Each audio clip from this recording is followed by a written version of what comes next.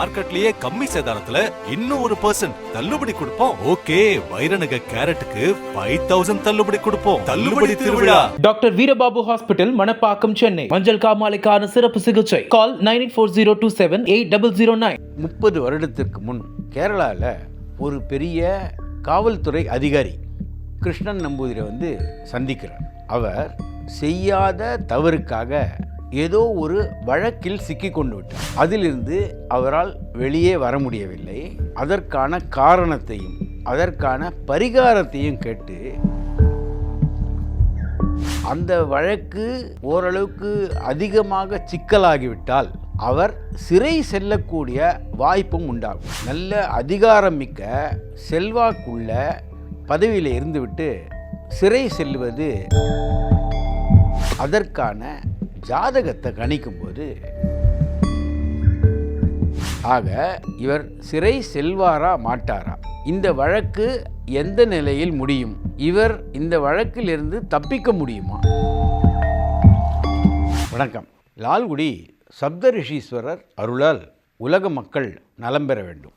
என்னுடைய மரியாதைக்குரிய குருநாதர் கிருஷ்ணன் நம்பூதிரியிடம் நான் ஜோதிடம் பயின்ற போது சில ருசிகரமான ஆர்வமுடைய ஒரு நிகழ்வுகள் நடந்தது. இந்த நிகழ்வுகளை உங்களோட பகிர்ந்து கொள்வதில் எனக்கு விருப்பம் உண்டு. ஒரு நாள் 30 வருடத்திற்கு முன் கேரளாவில் ஒரு பெரிய காவல்துறை அதிகாரி கிருஷ்ணன் நம்பூதிரை சந்திக்கிறார். அவர் செய்யாத தவறுக்காக ஏதோ ஒரு வழக்கில் சிக்கி கொண்டு விட்டார். அதிலிருந்து அவரால் வெளியே வர முடியவில்லை. அதற்கான காரணத்தையும் அதற்கான பரிகாரத்தையும் கேட்டு என்னுடைய குருநாதர் கிருஷ்ணன் நம்பூதிரிடம் அணுகினார். அவர் ஒரு விதமாக பதட்டமாக இருந்தார். காரணம், அந்த வழக்கு ஓரளவுக்கு அதிகமாக சிக்கலாகிவிட்டால் அவர் சிறை செல்லக்கூடிய வாய்ப்பும் உண்டாகும். நல்ல அதிகாரம் மிக்க செல்வாக்குள்ள பதவியில் இருந்துவிட்டு சிறை செல்வது கடினமான விஷயம். அப்போது அவர் இதற்கான பரிகாரத்தை கேட்குறார். கிருஷ்ணன் நம்பூதிரி பிரசன்ன ஆருட பலகையில் சோழிகளை போட்டுவிட்டு அதற்கான ஜாதகத்தை கணிக்கும்போது அந்த ஜாதகத்தின் 8ஆம் இடம் எங்கே இருக்கிறது, 6ஆம் இடத்தின் பலன் என்ன, 10ஆம் இடத்தின் பலன் என்ன, 12ஆம் இடத்தின் பலன் என்ன, இதெல்லாம் ஆராய்கிறார். பொதுவாகவே 6ஆம் இடம் என்பது அடிமைப்படுதல். இப்போ சாதாரணமாக வேலைக்கு செல்வது என்பதே 6ஆம் இடம் தான். சுய தொழில் வேறு ஒருவரிடம் வேலை செய்வது, அது எவ்வளவு மிக்க அதிகாரம் மிக்க ஒரு பதவியாக இருந்தாலும் ஒரு தலைவனுக்கு கீழ் வேலை செய்வது, இதுதான் 6ஆம் இடத்தின் சாராம்சம். 8ஆம் இடம் சிக்கல், ஆபத்து, இதெல்லாம் பார்க்கக்கூடிய இடம். 10ஆம் இடம் கர்மாவை விளக்கக்கூடியது. அதாவது 3 விதமான கர்மா, ஆகாமை கர்மா, சஞ்சித கர்மா, பிராரப்த கர்மா, எல்லாவற்றையும் அறியக்கூடிய இடம் 10ஆம் இடம். அதான் கர்மஸ்தானம் என்றே சொல்லப்படுவது. அது எதனால் இந்த பிரச்சனை வந்தது என்பதை விளக்கி கூறுவது. 12ஆம் இடம் சிறை அல்லது மருத்துவமனையை குறிப்பது. ஆக இவர் சிறை செல்வாரா மாட்டாரா, இந்த வழக்கு எந்த நிலையில் முடியும், இவர் இந்த வழக்கிலிருந்து தப்பிக்க முடியுமா, இதுதான் கொடுக்கப்பட்ட கேள்வி. அதுபோல் பார்க்கும்போது அந்த பிரசன்ன லக்னத்திற்கு 10ஆம் இடம் பட்சி திரேகானத்தில் விழுந்தது. பட்சி திரேகானம்னா பறவை திரேகானம். அதாவது ஒரு ராசியை 3ஆக பிரிப்பது திரேகானம். அப்போது அந்த பட்சி திரேகானத்தில் விழுந்ததினால் அவர் ஏதோ ஒரு பறவைகளுக்கு தீங்கு செய்திருக்கிறார், இது புரிஞ்சுது. அப்போது பறவைகளுக்கு தீங்கு செய்வதற்கும் இவர் ஏதோ ஒரு வழக்கில் மாட்டிக்கொள்வதற்கும் நேரடியாக ஒன்றும் தொடர்பு இல்லை.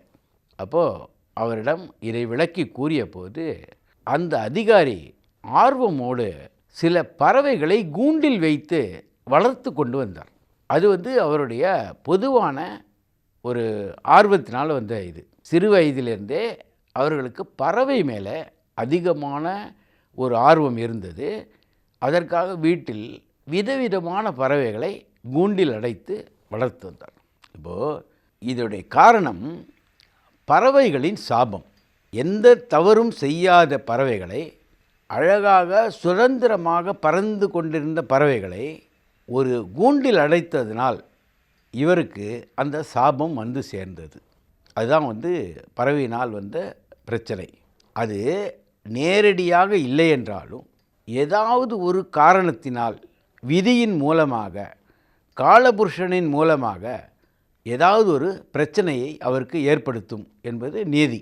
அப்போது இதற்கு பரிகாரமாக எல்லா கூண்டில் இருக்கும் பறவைகளையும் திறந்து பறக்க விட சொன்னோம். அதுபோல் செய்தால் இவர் மேலே இருக்கக்கூடிய வழக்கும் விலகிவிடும், பிரச்சனையிலிருந்து விலகிவிடும். இதுதான் அவருக்கு சொல்லப்பட்ட பரிகாரம். அதே போல் எல்லா கூண்டில் இருந்த பறவைகளையும் அவர் பறக்க விட்டார். அவர் எந்த பறவையும் அடிமைப்படுத்தவில்லை. ஒரு 6 மாதத்தில் அந்த வழக்கு சரியான பாதையில் சென்று அவர் குற்றமற்றவர் என்று நிரூபிக்கப்பட்டு விடுவிக்கப்பட்டார். அப்போது பறவைகளுக்கோ பிற உயிர்களுக்கோ நாம் தொந்தரவு கொடுக்கும்போது, அதை அடிமைப்படுத்தும் போது கட்டாயமாக அதனால் வரக்கூடிய சாபம் நம்மை தாக்கும். காரணம், அது ஒரு உயிர், அந்த உயிரும் வேதனைப்படும் இல்லையா? நீங்கள் பறவைகளுக்கு எவ்வளவு தான் உணவு கொடுத்தாலும் பறவைகளுக்கு தேவையானது உணவல்ல, சுதந்திரமான ஒரு செயல்பாடு.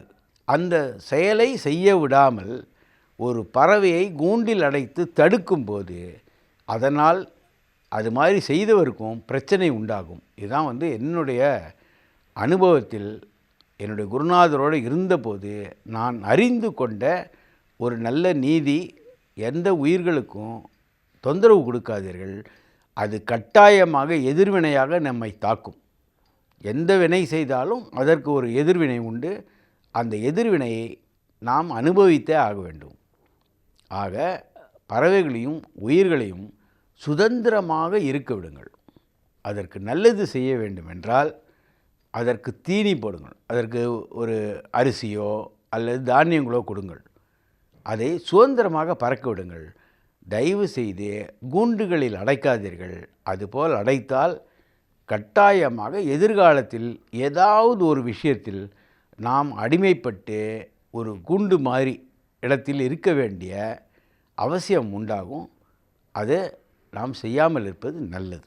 இதுதான் என்னுடைய கருத்து.